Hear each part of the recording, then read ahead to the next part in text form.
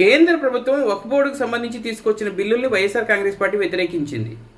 ఈ మధ్య కాలంలో అంటే గత 10 సంవత్సరాల కాలంలో వైఎస్ఆర్ కాంగ్రెస్ పార్టీ భారతీయ జనతా పార్టీని వ్యతిరేకించడం అన్నది ఒక విధంగా ఇదే మొదటిసారి కావచ్చు. ఇంతకుముందు బ్లైండ్గా అన్ని బిల్లులకి మద్దతు ఇచ్చేవాళ్ళు ఈసారి ఆ బిల్లుని వ్యతిరేకించారు.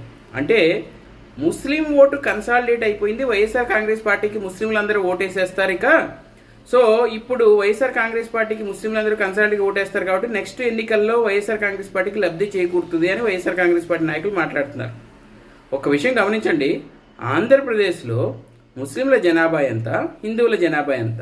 ఒకవేళ ముస్లింలందరూ గంపగుత్తుగా వైఎస్ఆర్ కాంగ్రెస్ పార్టీకి వేయాలని డిసైడ్ చేసుకుంటే హిందువుల్లో మెజారిటీ వాళ్ళు ఒకవేళ వైఎస్ఆర్ కాంగ్రెస్ పార్టీకి ఆపోజిట్గా వేయాలని నిర్ణయించుకున్నారనుకోండి, ఎందుకంటే ఆల్రెడీ జగన్ గారి మీద హిందూ వ్యతిరేక అనే ముద్ర ఆల్రెడీ ఉంది.